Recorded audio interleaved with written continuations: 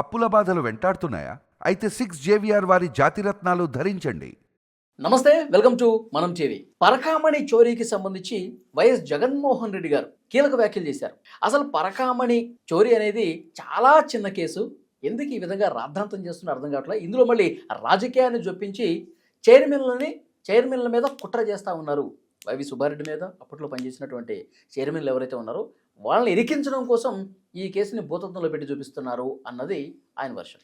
దీని గురించి మనం మాట్లాడదాం. ప్రస్తుతం నాతో పాటు ఉన్నారు తెలుగుదేశం పార్టీ జాతీయ నాయకులు ఫైర్ బ్రాండ్ ఆర్యు రెడ్డి గారు. వారితో మాట్లాడదాం. సార్ నమస్తే. నమస్కారం అండి. సార్, తిరుపతి దేవస్థానానికి సంబంధించి ఆ హుండీ అన్నది శ్రీవారికి వచ్చేటటువంటి ఆ హుండీ ఆదాయం అన్నది ఎంతో పవిత్రంగా చూస్తారు చాలామంది కూడా. అసలు ఏదైనా తమ కోరికలు నెరవేరితే ఒంటి మీద ఉన్న బంగారం కూడా ఇచ్చేస్తాం స్వామి అని చెప్పి.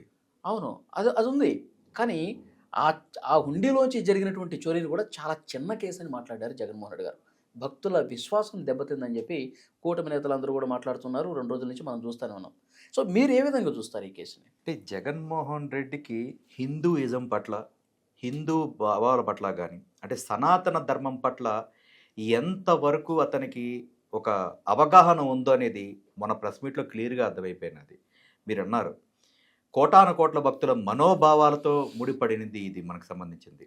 ఎంతో ఎమోషనల్తో కూడుకున్నది ఈ యొక్క సమస్య. కానీ ఎందుకంటే కోటాను కోట్ల భక్తులు శ్రీవారికి తమ శక్తి కొలది వారి కోరికలు నెరవేర్చుకొని, ఆ కోరికలు నెరవేర్చిన తర్వాత ఏదో ఒక రూపంలో, అది ధన రూపంలో కానివ్వండి, లేకపోతే వస్తు రూపంలో కానివ్వండి, ఏదో రూపంలో శ్రీవారికి కానుకలు సమర్పించడం అనేది తరతరాలుగా వేల సంవత్సరాల తరబడి వస్తున్న ఆ స్వయంభూ శ్రీ తిరుపతి వెంకటేశ్వర స్వామి వారికి ఈ హిందూ ధర్మం, సనాతన ధర్మంలో భాగమైనటువంటి ఎవరైతే హిందూ ధర్మాన్ని గౌరవిస్తారో అట్లాంటి భక్తులు ఒక హిందువులే కాదండి. మీరు ఎప్పుడైనా చూసుకుంటే కనుక తిరుపతి దేవస్థానానికి అనేక దేశాలు, 135 దేశాలకు సంబంధించిన భక్తులు కూడా శ్రీవారి దగ్గరికి రావడం, వచ్చిన తర్వాత మళ్ళీ హిందూ మతంలోకి రావడం, అట్లాగే తిరుపతి దేవస్థానానికి ఎప్పుడైనా వచ్చినప్పుడు కూడా వారు మేము హిందూ ధర్మాన్ని గౌరవిస్తామని చెప్పేసి వారు లెటర్ కానీ ఇచ్చి కానీ మనం స్వామివారిని దర్శనం చేసుకొని ఆ యొక్క స్వామివారి అనుగ్రహాన్ని పొందిన భక్తులు మనం ఎంతోమంది, కొన్ని కోట్ల మందిని మనం చూసాం. అట్లాంటి కోట్ల మంది భక్తులు ఈరోజు స్వామివారి కానుకల సమర్పణలో ఈరోజు అవకతవకలు జరిగితే మాజీ ముఖ్యమంత్రి, యువజన శ్రామిక రైతు పార్టీ అధ్యక్షుడు, పులివెందల శాసనసభ్యుడు ఈరోజు పబ్లిక్గా వచ్చి పరకామణి విషయంలో తగుదునమ్మా అంటూ ఈరోజు వచ్చి నువ్వు దాన్ని కవ్వింపు చర్యగా దాన్ని అంటే సమర్థించుకుంటున్నామంటే నీ యొక్క ఎంత దుర్మార్గమైన ఆలోచన మీరు అర్థం చేసుకోవాలి. చిన్న కేసు అదే. ఇప్పుడు బాబాయిని చంపిన గొడ్డలతో చంపిన వ్యక్తి అది చిన్నదైనప్పుడు పరకామణి కేసు కూడా చిన్నదే అవుతుంది కదా. బాబాయిని గొడ్డలతో 42 సార్లు నరికించిన వ్యక్తి గుండెపోటుగా చిత్రీకరించి దాన్ని మసిపూసి మారేడు చేయాలనుకున్నాడు. ఒక అబద్ధాన్ని నిజం చేయాలనుకున్నాడు. కానీ సత్యం, ధర్మం, న్యాయం అనేది ఖచ్చితంగా ఉంది కదా ఈ యొక్క సంఘంలో, ఈ యొక్క ప్రపంచంలో. దేవుడి కళని ఎవరూ కూడా మార్చలేరు. తర్వాత ఏం జరిగింది? బాబాయిది హత్య, క్రూరమైన హత్య అని చెప్పి తేలడం జరిగింది. ఆ హత్యనే ఒక చిన్నగా చూపించినోడు ఈరోజు పరకామణికి చిన్నది కాకపోతే ఇంకేదవుతా ఉంది? సిగ్గు లేకుండా అనకూడదు. కానీ ఒక ముఖ్యమంత్రిగా చేసిన వ్యక్తికి అవగాహన లేకుండా, అంటే నీకు బాధ్యత లేదు, అంటే నీకు తెలిసే జరిగిందన్నమాట. దీంట్లో మీరు అర్థం చేసుకోవాల్సిందంటే ఆనాటి ముఖ్యమంత్రిగా ఉండే జగన్మోహన్ రెడ్డికి ఈ పరకామణి కేసులో వాటా ఇల్లే ఉంటుంది. కాబట్టి ఈరోజు నువ్వు అంత కంగారు పడిపోయి ఈరోజు నువ్వు మాట్లాడుతూ ఉన్నావు. తిరిగి పైపెచ్చు చాలా చిన్న కేసు. $9 72,000 అంటున్నాడు. మరి ఏ స్కూల్లో చదువుకున్నాడో ఈ అసమర్థుడు అయితే నేను చెప్పాలనుకుంటున్నాను. $9 72,000 ఎలాగవుతాయో కూడా నాకు అర్థం కావట్లేదు. మీరు ఎల్కేజీ పిల్లోడిని అడిగినా కూడా $9 ఎంత అంటే సుమారుగా 800 నుంచి 850 రూపాయల వరకు అయ్యే దాన్ని చెప్తాడు. మరి ఇతను ఏ క్యాలిక్యులేషన్తో 72,000 చెప్పాడో కూడా తెలియట్లేదు. ఏది ఏమైనా సరే శ్రీవారికి సంబంధించిన పరకామణిలో చోరీ జరిగినప్పుడు మరి నిజంగా నీకు అంత చిన్న చోరీ $9 అన్నప్పుడు నువ్వు ఏ అధికారంతో ఒక వ్యక్తి, ఆ రమేష్ అనే వ్యక్తి దగ్గర నుంచి 14,28,00,000 రూపాయల ప్రాపర్టీ నువ్వు ఏ విధంగా రాయిపించుకున్నావు, ఏ విధంగా రాజీ చేయించావు అనే సందర్భంగా నువ్వు ప్రజలకు ఎందుకు సమాధానం చెప్పలేదు జగన్మోహన్ రెడ్డి?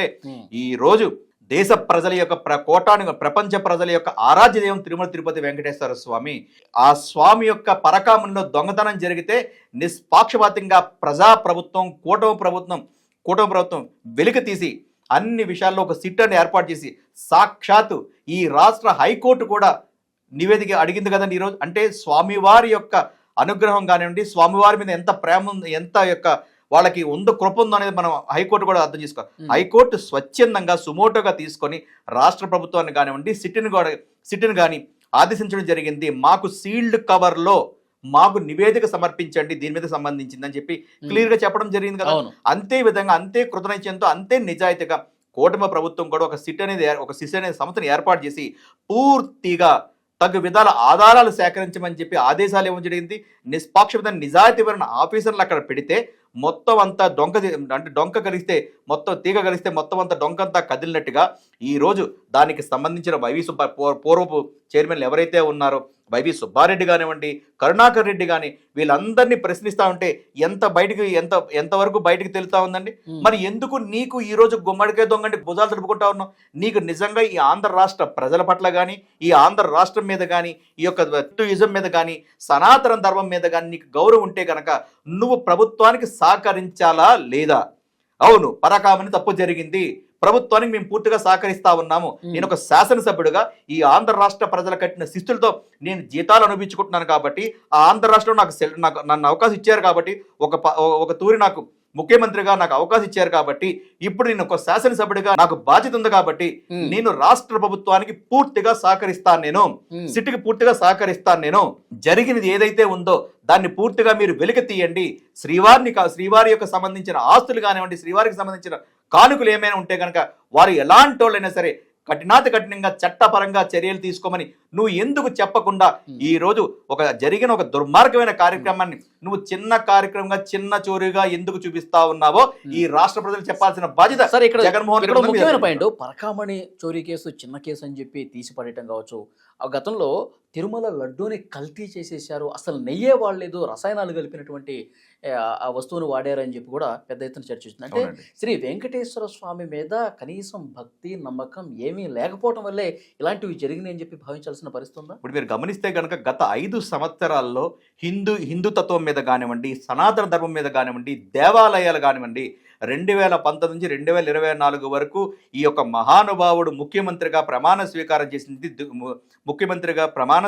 చేసిన దగ్గర నుంచి ముఖ్యమంత్రిగా దిగిపోయిన వరకు కూడా గడిచిన 5 సంవత్సరాల్లో హిందూ దేవాలయాల మీద ఎందుకు దాడులు జరిగాయి, ఎన్ని దాడులు జరిగాయో మనం చూడడం జరిగింది. అవునా కదా? ఇప్పుడు రామాలయం మందిరం తలను తీసేయడం కానివ్వండి, ఆంజనేయ స్వామి చెయ్యి ఎరగొట్టడం కానివ్వండి, అట్లాగే రథాన్ని తగలబెట్టడం కానివ్వండి, సాక్షాత్ ఆంధ్ర రాష్ట్రం నడిపడి ఉండి ఇంద్రకీలాద్రి అమ్మవారి దుర్గమ్మవారి గుళ్ళో సింహాలు చోరీ కానివ్వండి కానివ్వండి. అంటే హిందూయిజం మీద, హిందూ పట్ల మీద ఈ యొక్క వ్యక్తికి ఎంత కుట్ర ఉందో మీరు అర్థం చేసుకోగలగాలి. రెండోది, మీరు అన్నారు ఈరోజు తిరుమల తిరుపతి దేవస్థానాల్లో అందరికీ ప్రీతిపాత్రమైంది, శ్రీవారికి అత్యంత ప్రీతిపాత్రమైన లడ్డూ ప్రసాదాన్ని కూడా ఒక చుక్క పాలు కూడా ఉపయోగించకుండా నెయ్యి కనిపెట్టిన గొప్ప సైంటిస్టు ఎవడున్నాడంటే మనకి దిక్కుమాలాడు. అంటే ఎందుకు ఈ తిట్లు తిడుతున్నాం, ఇలా అంటున్నామంటే కోపం వస్తుందండి, బాధండి, కడుపులో రగిలిపోతా ఉంది. హిందూయిజం పెట్ల నువ్వు అంత అక్కసుతో పెట్టుకొని హిందూయిజాన్ని తొక్కాలనుకుంటే కనుక నువ్వు కేవలం ఒక ఇసుకరేణు మాత్రమే జగన్మోహన్ రెడ్డి నువ్వు గుర్తుపెట్టుకోవాలి. హిందూత్వం, భారతదేశాన్ని మన తల్లి పేరు పెట్టుకున్నాం, భారతీయులందరూ మన సహోదరులు అని చెప్పుకున్నాం. ఇక్కడ వివిధ రకాల మతాలు ఉండొచ్చు, వివిధ రకాల కులాలు ఉండొచ్చు, వివిధ రకాల ఏది ఉండొచ్చు, కానీ హిందుత్వాన్ని ప్రతి ఒక్కరు మనం ఇక్కడ గౌరవిస్తాము, సమర్థిస్తూ ఉంటాం.